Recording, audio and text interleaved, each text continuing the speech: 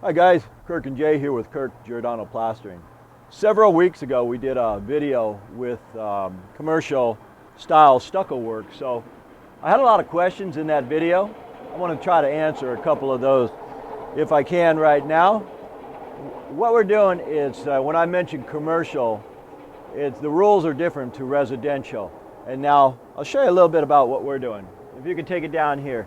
This is 3.4 mesh wire. And the decks had an issue, so they're taking all the doors out, putting a new deck, and what my buddy is doing is he is putting it all back together. So I agreed to help him out. I owe him a little bit of time in. What's that saying? A Giordano pays his debt. Anyhow, what you first have to do is find your studs. So all these little red marks are studs. Over here with this 3.4 mesh, it's kind of a drag because we got to hang screeds, we got to screw everything in with DeWalt screw guns or whatever type of gun you want to use to go in the metal here. There's not wood. Here, I can tell by the Stucco lath. The Stucco lath is pretty good stuff. I can tell that since they're using this, it has to have a different kind of structure, and it did because I just peeked under there. See right here we have gypsum board, and over here we have dense glass. Dense glass is fire ratio, it's yellow, it's fire and waterproof, but you can't just stucco over it. You still have to do the 2 layers of paper and wire. One of the questions was a couple weeks ago, a fella said, well, what's all that plastic? See all this plastic right here? There's a lot of plastic under the paper. Back 30 years ago when I was union, I remember having to put that. What that plastic simply means is you put your plastic and you let it hang about here. Then you put your drip screed on. We do all the cement work over the course of a month, sometimes 2. And at the end of the job, we cut right under that drip screed, and that plastic holds all the cement so it doesn't get in the corners. The plastic is just for that, guys. Great question, though. Anyhow, let me take you guys around here and show you some of this stuff. Again, Stucco lath here, 3.4 mesh here. And what we do is we're using templates. Templates, just a piece of wood. You put a piece here, put a piece here, find your studs, and then you set this underneath and in back of the paper. Now we screw into the studs, then we put 2 more layers of paper under this, put new wire, and put it down. And that's real time consuming. We don't have the luxury of the wood. A few floors below, they do have that luxury where it's all wood instead of the steel studs and dense glass. Anyhow, moving right along here, you can see what all these windows, grace on grace on grace. They pulled them all out, they put them back, they used the existing grace here, and now we're tying the new to the existing.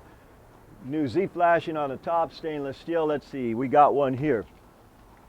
All right, I'll give you an example of what we're doing here.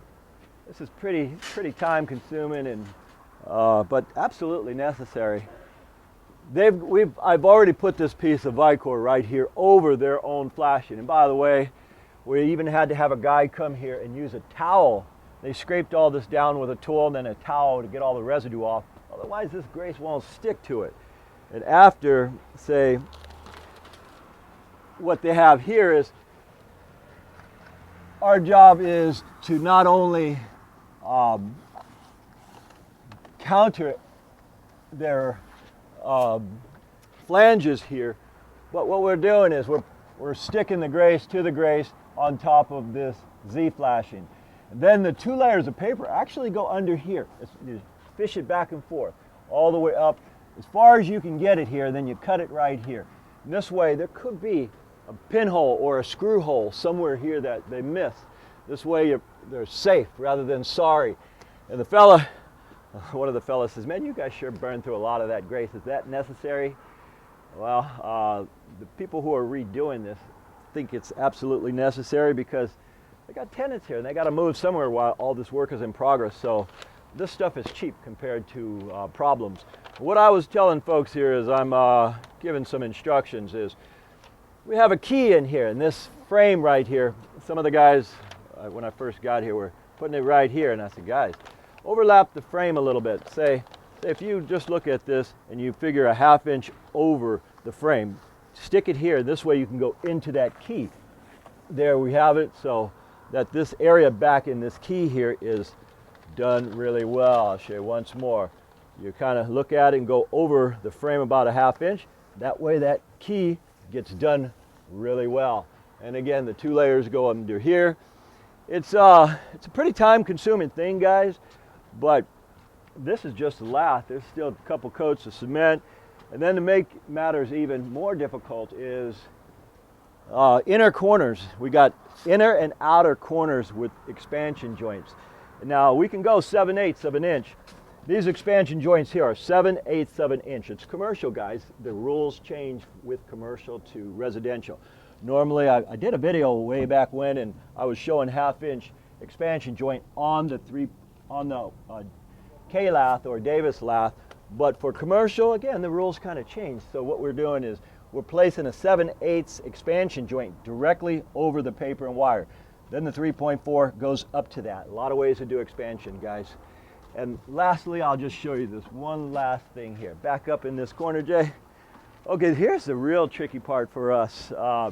It's a bit of a drag. They went with 7/8 right here, expansion. So we've got to match that, all the inner corners on all the decks, everywhere. This building is loaded with expansions, inner and outer, you name it, it has it. So we grace the corners anytime you're going to put an inner expansion joint. And we just basically follow that. And the scuppers, again, we're putting a J-trim around the scuppers, mighty easy, 5 inches up, 5 1/4 up, 7 wide, notch out your bottom, fits on this drip screed real easy. I can notch the 3 corners on one solid piece in about 2 minutes. So anyway, guys, some of those questions you have, feel free to email me and ask anything. I doubt many of you viewers are doing commercial work, but we used to do a lot of it when I was union way back early 80s. Anyhow, guys, my name is Kirk. I'm with Kirk Giordano Plastering. Jason on the camera. And as usual, folks, we thank you for watching this, I guess you call it instructional, how to do commercial stucco. And as usual, guys, we'll see you on the next one.